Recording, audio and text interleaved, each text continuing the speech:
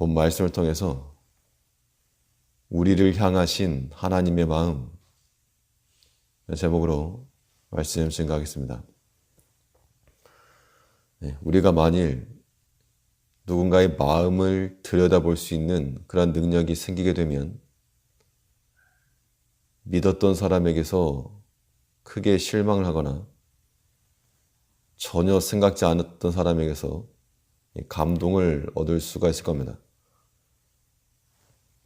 나를 좋게 보고 또 호의적으로 대해주는 그 사람의 마음을 알게 되면 고마운 마음이 들지 않을 수가 없는 겁니다.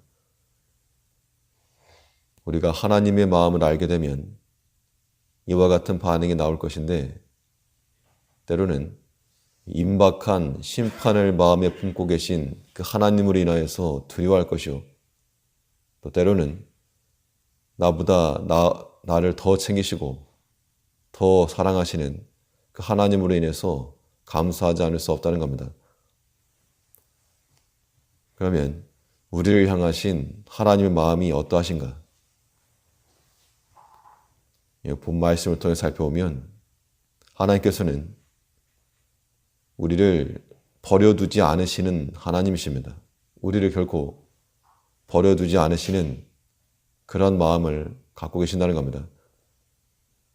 하나님의 눈과 관심이 늘 그 자녀들에게 있음을 기억해야 됩니다. 비록 자기 백성이라도 우상을 섬기며 죄악을 범하는 자들을 징벌하지 않을 수 없었으나 이 고통받고 있는 자기 자녀들을 또한 돌아보시는 것이 하나님의 마음이라 그랬습니다. 44절에서 그러나 여호와께서 저희의 부르짖음을 들으실 때 그 고통을 곤고하시며, 하는 행동을 봐서는 두 번 다시 얼굴을 쳐다보고 싶은 그런 생각도 안 들 것인데, 고통받는 자기 자녀들을 보니까 또 하나님 마음이 안쓰러우신 겁니다. 우리는 하나님께서 포기하실 수 없는 하나님의 사랑하는 자녀임을 항상 기억해야 됩니다. 그런 하나님의 자녀라고 하는 신분을 가지고 있으면서 우리가 하나님의 진노를 살 그 이유가 하나도 없는 겁니다. 그 많은 선택지 가운데서 왜 하나님의 진노하시고 심판하시는 것을 굳이 택할 것인가? 우리는 성경에 있는 대로 먹는 것과 마시는 것을 통해서도 하나님께 영광을 돌려 하는 것만큼이나 하나님께서는 우리의 먹는 것이나 마시는 것까지도 관심을 가지고 살피신다는 겁니다. 무엇을 먹는가? 어디를 향하는가? 누구와 교제하는가? 우리 마음이 어떠한가? 하나님을 사랑하는지, 그 말씀을 순종하고자 하는지, 우리의 마음을 항상 살피시고 돌아보시는 하나님이시라는 겁니다. 이런 하나님께 우리에게 관심을 가시고 우리에게서 눈을 떼지 아니하시는 그 하나님께 근심과 염려를 들린다는 것은 불효를 행하는 겁니다. 우리가 비록 범죄하였을지라도 하나님께서는 회개하고 돌아오는 자녀들을 기다리고 계신다는 것을 우리가 알아야 되겠습니다. 43절부터 보면 여호와께서 여러 번 저희를 건지시나 저희가 꾀로 거역하며 자기 죄악으로 인하여 낮아짐을 당하도다. 그러나 여호와께서 저희 부르짖음을 들으실 때 그 고통을 곤고하시며, 우리를 버리실 수가 없고 우리를 포기하실 수 없는 하나님의 사랑입니다.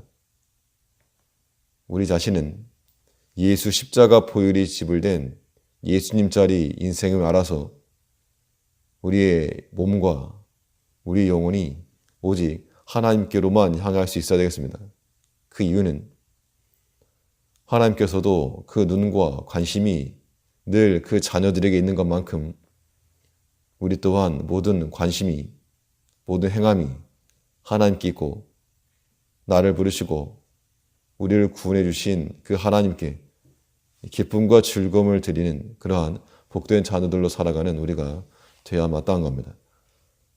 하나님께서는 우리를 결코 버려두지 아니하시고 돌아보시고 기도를 들으시고 모든 아픔을 다 살피시는 그런 은혜로우신 하나님이십니다.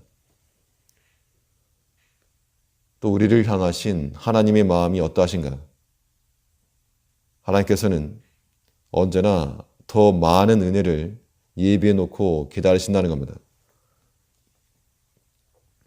우리의 약함을 덮으실 만한, 우리의 부족함을 채우실 만한 더 큰 은혜와 더 강한 은총을 예비해 놓으시는 것이 우리를 향하신 하나님의 마음임을 우리가 알고 하나님을 신뢰해야 되겠습니다. 하나님께서 우리를 건지시되 자기 자신을 희생하시면서까지 자기 자신의 뜻을 돌이키시면서까지 우리를 돌아보신다 그랬습니다. 45절에서 저희를 위하여 그 언약을 기억하시고 그 많은 인자하심을 따라 뜻을 돌이키사. 우리가 뭐라고? 하나님께서 자신의 뜻을 돌이키시면서까지 우리를 기다리신다는 겁니다. 우리 죄악에 하나님의 은총을 더해서 하나님의 의만 드러나게 하시는 것이 하나님의 공의요 또한 우리를 향하신 하나님의 사랑입니다. 그러므로 우리가 약할 때마다 우리 자신의 나약함을 발견할 때마다 부족함이 보일 때마다 하나님의 더 큰 사랑과 더 큰 은총을 덮어서 보이지 아니하도록 우리 인간의 내 자신의 약함은 보이지 아니하고 오직 하나님의 크신 사랑과 그 은총과 인자하심만이 드러날 수 있도록 언제나 이불을 덮는 것과 같이 하나님의 은총을 우리가 덧입어야 되겠습니다. 이 하나님의 은총과 은혜라고 하는 것은 하나님께서 친히 주시기도 하지만 또 사람에게도 은혜를 입게 하심으로 하나님의 은혜가 주어지는 겁니다. 46절에서 저희로 사로잡은 모든 자에게서 긍휼히 여김을 받게 하셨도다. 이 압제받는 그 현장에서 고통받는 그 상황 가운데서 하나님께서 그 상황 가운데서도 사로잡은 모든 자에게서 긍휼히 여김을 받게 하셨도다. 하나님께서 우리를 위하시고 사랑하신다 그래서 그 사로잡혔던 포로잡은 상황에서 하루아침에 돌이켜서 돌아가지 않은 겁니다. 변함없는 상황이었으나 그러나 그 현장에 있던 사람들로부터 은혜를 입게 하셨다는 겁니다. 이것 또한 하나님께서 우리를 위해 베푸시는 크신 은총입니다. 요셉이나 다니엘이나 하나님께 사랑을 입은 그들이 사람에게서도 은혜를 입고 또 좋은 마음을 입어서 형통한 자가 되었다 그랬습니다. 우리 신앙이라고 하는 것이 하나님만 중시하고 사람을 무시하는 그런 반쪽짜리가 되어서는 안 될 것이고 우리가 하나님을 사랑하는 것만큼이나 또한 형제들을 사랑하고 하나님을 섬기는 것만큼이나 또한 형제들을 섬기고 이런 자가 될 때 하나님의 은총이라고 하는 것이 도처에 있는 도처에 우리를 위해서 항상 더 좋은 것을 들고 기다리시는 그 하나님의 마음을 이해하는 백성들에게는 하나님께서 우리의 믿음을 부끄럽게 하지 아니하시고 그 믿음대로 이루어 주실 거라고 하는 겁니다. 근데 우리의 생각과 반응이 중요한데 이것도 싫고 저것도 마음에 안 들고 그렇게만 보게 되면 하나님의 그 크신 은혜를 누릴 수가 없는 겁니다.